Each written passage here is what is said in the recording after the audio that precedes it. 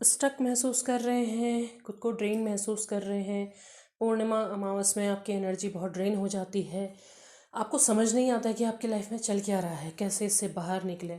आप खुद को बैलेंस करना चाहते हैं लेकिन आपकी एनर्जी बार बार बिगड़ जाती है।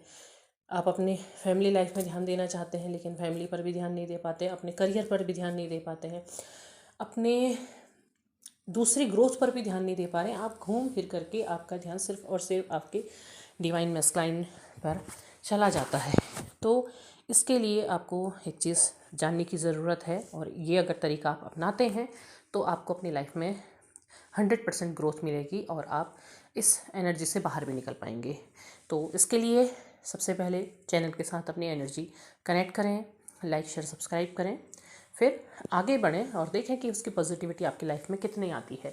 तो देखिए, अगर आपकी लाइफ में ये सिचुएशन है, आप बहुत परेशान हैं, आप चाहते हैं कि आप इस सिचुएशन से बाहर निकल जाएं, आप घूम फिर करके वहीं पर नहीं लौटना चाहते हैं, तो सबसे पहले अपने इष्ट देव, आप जिस किसी भी धर्म के मानने वाले हैं, अपने धर्म के देव जिनको भी आप पूजते हैं उनसे जुड़िए। आप हिंदू धर्म से हैं तो आप शिव से जुड़िए, हृदय से जुड़िए। जब आप ध्यान करते हैं पूरे मन के साथ, पूरा तन्मय होकर के शिव के साथ जुड़िए और शिव से कहिए कि आप मेरे गुरु हैं, आप मेरा मार्गदर्शन करें।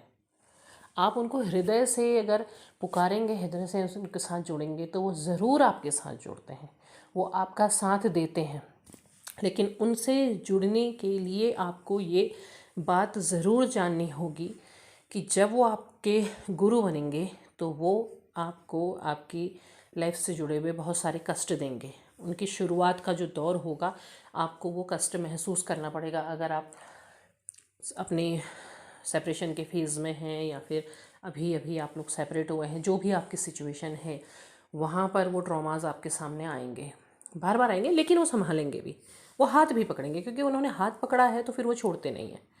अगर आपने उनको हृदय से अपना गुरु माना है तो फिर वो आपका हाथ जहाँ पकड़ लेंगे तो वो आपको छोड़ेंगे नहीं और आपको बना के रहेंगे।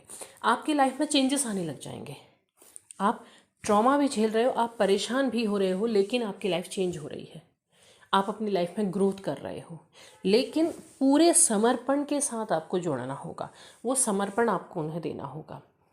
आपको ये नहीं पता है कि आप कौन सी सोल जर्नी में है, क्या सिचुएशन है, आपको नहीं पता है, तो वो भी आपको वो बताएंगे कि आप किस जर्नी में हैं, कहाँ हैं, किस फेज़ में हैं, और कैसे आपको वो इंट्यूशन देंगे, आपको वो उस सिचुएशन से बाहर निकलने में मदद करेंगे।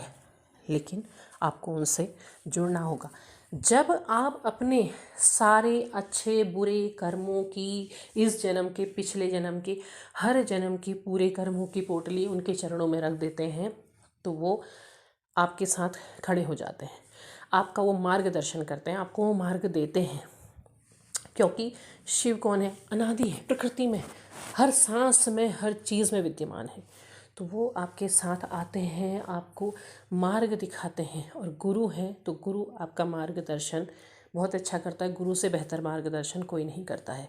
तो आप उन पर एक बार अपने आप को समर्पित करके देखें, उनके साथ समर्पण दिखाएं।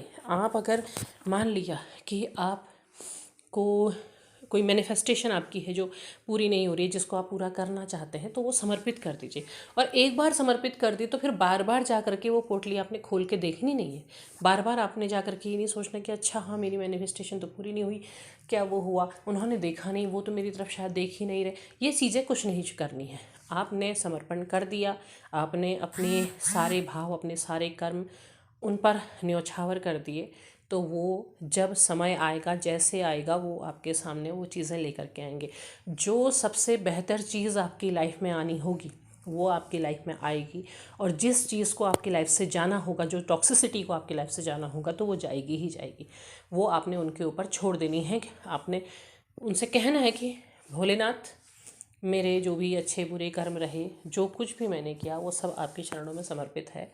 अब आपको जो मेरे लिए सबसे बेहतर लगता है वो आप मुझे प्रदान करें, वो आप मुझे दें। आपको अगर न्याय चाहिए तो वो न्याय भी देंगे, सब कुछ देंगे, लेकिन आपको उन पर समर्पित करना होगा। आप समर्पित करके आप छोड़ दीजिए, उसके बाद आप आगे बढ़ जाइए। आपने बार बार पलट के नहीं देखना है। आपने शिव की आराधना करनी है, आपने अपने ईश्वर से जुड़ना है, आपने उनकी आराधना करनी है, लेकिन बार बार ये चेक नहीं करना है कि वो देख रहे हैं या नहीं देख रहे हैं, वो ध्यान दे रहे हैं या नहीं दे रहे हैं, मेरी चीज़ें पूरी क्यों नहीं हो रही है। ऐसा नहीं, ये प्रश्न नहीं करने हैं। ये प्रश्न अगर आप छोड़ करके शिव से जुड़ते हैं तो शिव ज़रूर से ज़रूर आपको उसका परिणाम, उसका फल, और बहुत अच्छा फल आपको देते हैं, जिसका आपने शायद उम्मीद भी ना कहो, आपने कल्पना भी ना की हो। तो उम्मीद है वीडियो आपको पसंद आया होगा। पसंद आया हो तो लाइक शेयर सब्सक्राइब ज़रूर कीजिएगा। कमेंट बॉक्स में अपने विचार ज़रूर साझा कीजिएगा। तब तक के लिए धन्यवाद।